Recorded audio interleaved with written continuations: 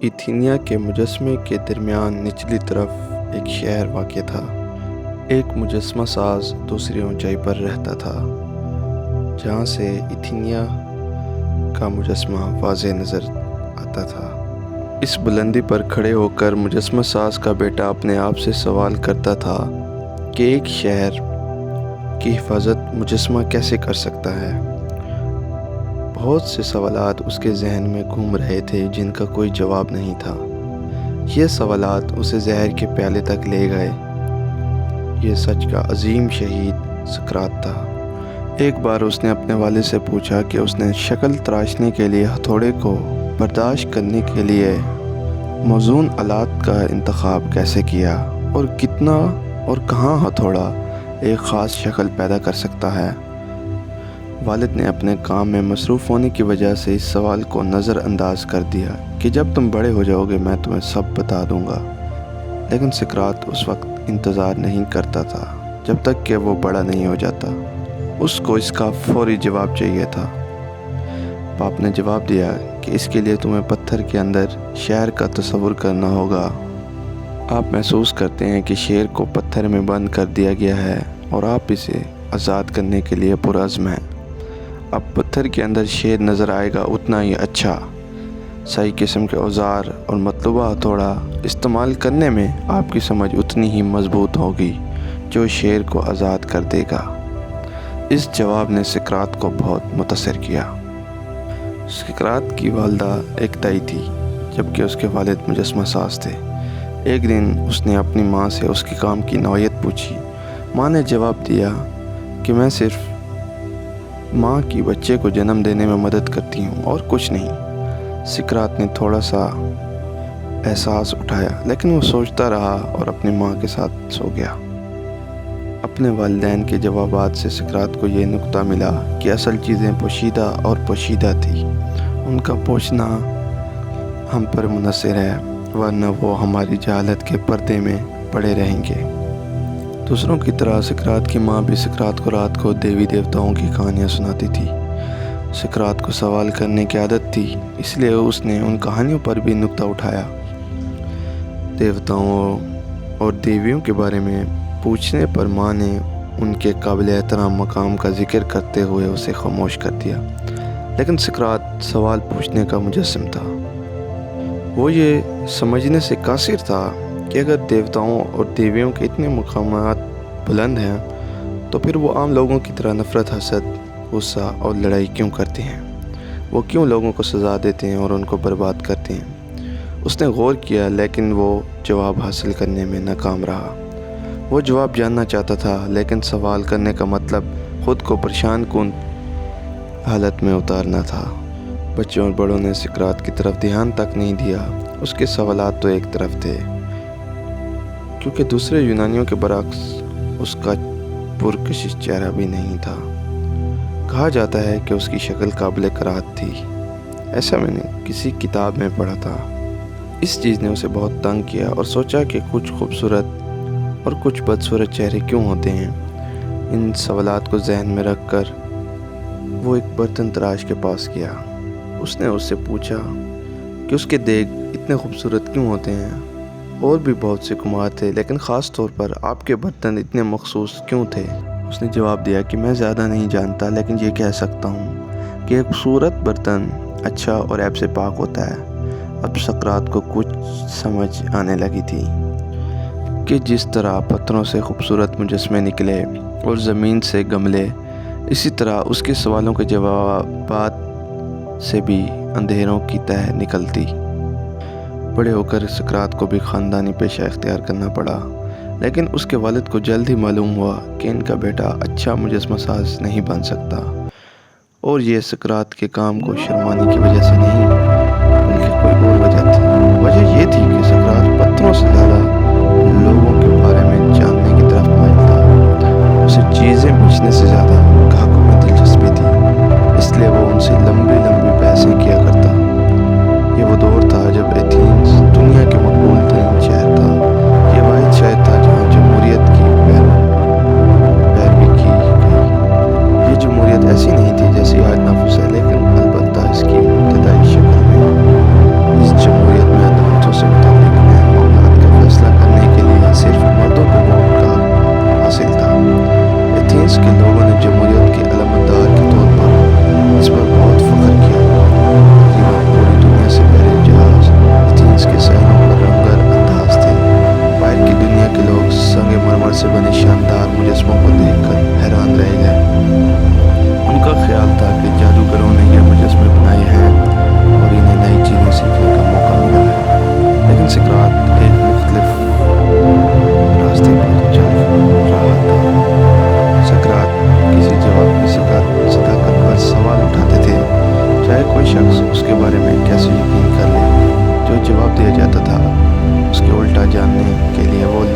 بحث کرتے تھے۔ اس کی لمبی پوچھ گچھ نے دوسروں کو حیران کر دیا۔ کچھ لوگ جان بوجھ کر اسے سوالات کا سلسلہ حاصل کرنے کے لیے اسے سوال کرتے تھے۔ لوگ سقراط کو ایک سنجیدہ انسان نہیں بلکہ جادوگر کے طور پر پسند کرتے تھے۔ یہ وہ وقت تھا جب ایتھنز میں سقراط کی مقبولیت بڑھ رہی تھی۔ ایتھنز کی زندگی میں دیوتاؤں اور دیویوں اور نسل در نسل ان کی کہانیوں کا بڑا کردار تھا۔ کوئی بھی دیوتاؤں اور دیویوں کے خلاف کچھ بھی برداشت نہیں کر سکتا تھا۔ دیوتاؤں اور دیوتیوں اور سقراط کے کسی بھی سوال کا ان کے بارے میں روایتی کہانیوں کے ذریعے جواب دیا جاتا تھا، لیکن لوگوں نے ان پر سوالات کرنا پسند کیا۔ زیادہ تر یونانی دیوتا آسمانوں میں رہتے تھے۔ مانو میں سورج کا دیوتا مشتری آسمانوں کا پرنسپل دیوتا تھا اور سسلین چاند کی دیوی تھی۔ لیکن ایک دن ایک یونانی نے سقراط اور ایتھنز دونوں کو جھٹکا دیا۔ اس دن سقراط ایک بڑے مندر کی تعمیر میں اپنے والدین کی مدد کر رہا تھا جب ایک شخص شہر کے ایک نامور سیاستدان پریکلس کے ساتھ آیا۔ یہ آدمی برسوں سے آسمانوں اور اجسام کا مشاہدہ کر رہا تھا۔ یہ شخص اسکاگورس تھا جس نے کہا تھا کہ کوئی دیوتا اور دیوی آسمانوں میں نہیں رہتی اور یہ کہ سورج، ستارے اور چاند صرف پتھر تھے، بلکہ چاند کی اپنی روشنی تھی ہی نہیں اور وہ سورج سے حاصل کرتا تھا۔ چاند پر گڑھے تھے جہاں انسان بھی موجود ہو سکتے ہیں۔ یہ سب کچھ جان کر 2500 سال پہلے جب دوربین جیسی سائنسی آلات دستیاب نہیں تھے تو حیرت انگیز بات تھی۔ ان خیالات کی وجہ سے ایتھنز کے لوگ انیساگورس کے خلاف ہو گئے۔ سقراط کو ایک عقل مند آدمی قرار دیتے ہوئے مندر کے متولی نے اس سے پوچھا، کیا تم بھی سوچتے ہو سورج اور چاند دیوتا نہیں بلکہ دھات کے ٹکڑے ہیں؟ متولی کو سقراط کی توقع تھی کہ وہ انیساگورس کے خلاف ہوگا، لیکن سقراط نے انیساگورس کو یہ کہتے ہوئے انکار نہیں کیا کہ میرے پاس ان خیالات کا مقابلہ کرنے کے لیے کوئی دلیل نہیں ہے۔ اس طرح میں بھی ان خیالات کی حمایت نہیں کر سکتا، اس لیے میں اب تک کسی نتیجے پر نہیں پہنچا ہوں۔ سقراط کے اس جواب سے متولی اور اس کے ساتھی سخت ناخوش ہوئے۔ انہوں نے اس سے پوچھا، تمہیں اس سے نتیجہ اخذ کرنے میں کیا فرق پڑتا ہے؟ کیا ہمارے بزرگ جھوٹے تھے؟ کیا ہمارے معبود جھوٹے ہیں؟ آپ ہمیں دیوتاؤں کے خلاف بھی آواز دیتے رہے۔ یہ وہ گفتگو تھی جس نے ایتھنز میں سقراط کے حریفوں کو جنم دیا۔ اسی دوران ایتھنز کی ایک عدالت نے انیساگورس کو طلب کیا اور اس پر ارتداد کا مقدمہ چلایا گیا۔ جرم سخت ہونے کی صورت میں اسے بدر یا موت کی سزا دی جانی تھی۔ عدلیہ کے کچھ ارکان نے انیساگورس کو پسند کیا جس نے اسے موت سے بچایا اور ملک بدر کرنے کا حکم کیا۔ اس لیے ایک مشکل سے اپنی جان بچا سکا اور اپنے ملک واپس چلا گیا۔ انیساگورس آیا اور چلا گیا، لیکن اس نے سقراط کو ہمیشہ کے لیے بدل دیا تھا۔ سقراط نے محسوس کیا کہ صرف حیرت اور سوالات ہی حقیقت کو سمجھنے کے لیے کافی نہیں ہے، اس کے لیے تجربہ کار اور دانشوروں سے بات چیت بہت ضروری ہے۔ چنانچہ سقراط نے اس کام کا آغاز کیا۔ اس کے ذہن میں یہ بات تھی کہ ایتھنز ایک انتہائی ذہین شخص کی قدر نہیں کرتا۔ انہوں نے انیساگورس کے الفاظ کو یاد کیا کہ میں کائنات کی کھوج کے لیے پیدا ہوا ہوں، نہ کہ شہرت اور سکون کے لیے۔ یہ ایک بدلا ہوا سقراط تھا جو نہ صرف ایتھنز بلکہ پورے یونان میں مقبول ہوا اور بل بشمار فلسفیوں میں ہونے لگا۔ لوگوں نے اسے اپنے گھر مدعو کرنے میں اعزاز محسوس کیا، جبکہ باہر کے لوگ اسے دیکھنے کے خوشامد تھے۔ چنانچہ سقراط کے شاگردوں میں ایک ایسا شخص بھی تھا جس نے سقراط کی زندگی اور موت میں کلیدی کردار ادا کیا۔ السیبیڈیس، یہ یونان کا ایک کرشماتی نوجوان، وہ ایک امیر اشرافیہ خاندان کا فرد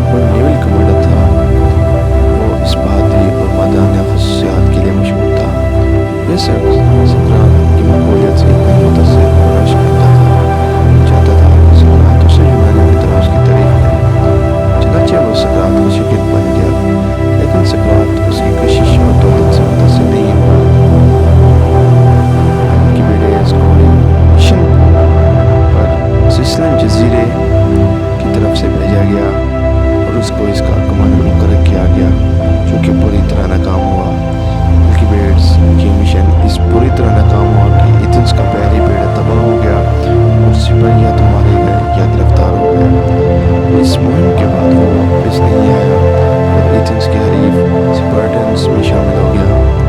الکیبیڈس یہ چاہتا تھا کہ اگر وہ واپس گیا تو ایتھنز میں اسے موت کی سزا دی جائے گی۔ الکیبیڈس نے سقراط کی مقبولیت اور خیر سگالی بھی چھین لی۔ الکیبیڈس میں ایتھنز بدترین غدار قرار دیا گیا اور سقراط نے اپنے استاد کا نام لیا۔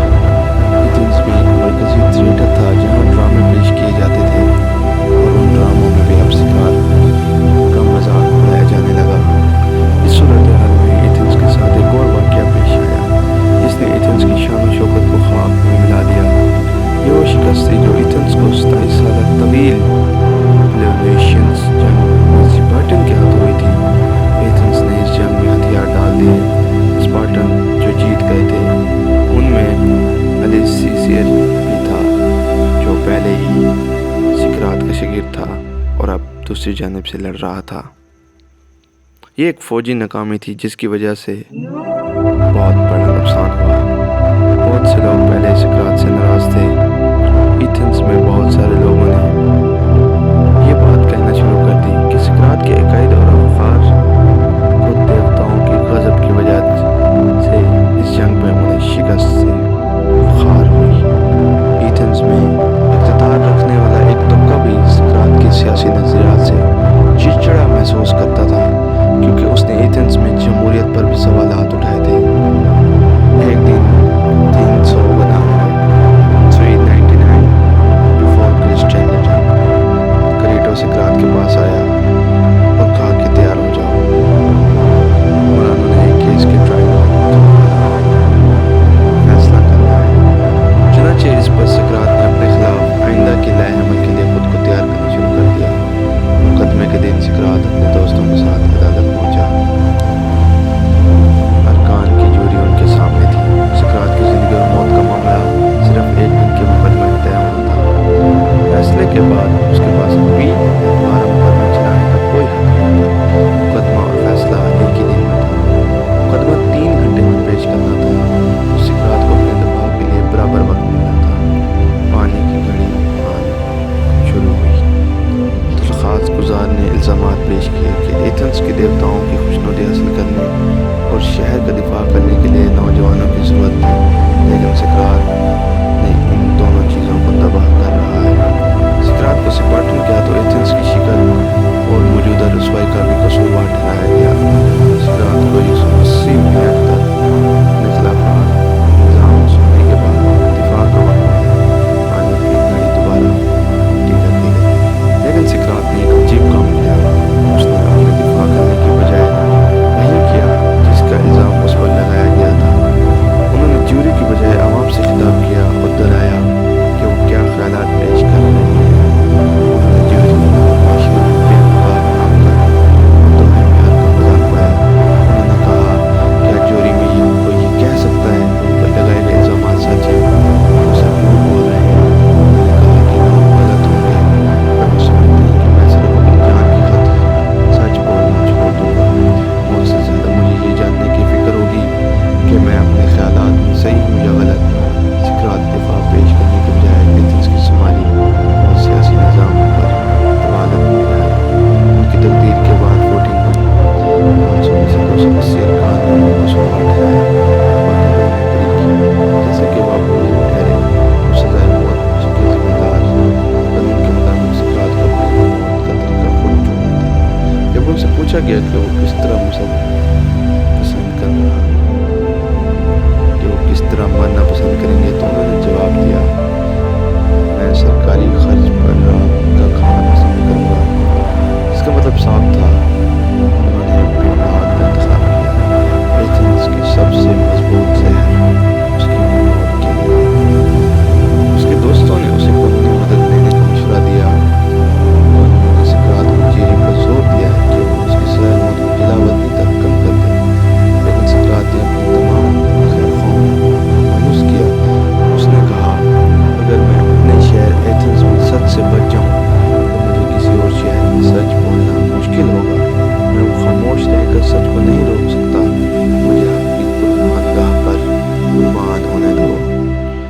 چنانچہ فیصلے کی گھڑی آ چکی تھی۔ سقراط نے جیلر سے بیملاک زہر کا پیالہ لیا۔ سقراط نے اپنے دوستوں اور رشتہ داروں سے کہا کہ خاموشی سے مرنا چاہیے۔ اس نے مزید کہا کہ زہر پینے کے بعد انہیں صبر کرنے اور ایک ساتھ رہنے کا مشورہ دیا۔ افلاطون اپنی کتاب میں لکھتے ہیں کہ سقراط کے ہاتھ میں جب زہر کا پیالہ تھا تو ان کے ہاتھ میں ذرا سی بھی لرزش نہیں تھی۔ انہوں نے زہر کا پیالہ اپنے ہونٹوں پر لیا اور اپنے پیٹ میں ڈال دیا۔ وہ چند منٹ ٹہلتے رہے اور کمبل اوڑھ کر لیٹ گئے کیونکہ زہر اثر کر گیا تھا۔ چند منٹوں میں وہ پیر سے اوپر تک بے حس ہونے لگے۔ جب زہر اس کے سینے کے اوپر تک اثر کیا تو اس نے اپنا سر چادر سے نیچے ڈھانپ لیا۔ اپنے آخری الفاظ میں اس نے کریٹو سے کہا کہ ایک مرغے کی ادائیگی کے لیے رقم کا انتظام کرو جو میرے اوپر قرض ہے۔ میں چاہتا ہوں کہ وہ قرض اتر جائے۔ کریٹو نے جواب دیا کہ حضور میں حاضر ہوں، کچھ اور ارشاد فرمائیے۔ لیکن اس کا جواب آج تک نہیں آیا کیونکہ سقراط بہت گہری نیند میں چلا گیا تھا۔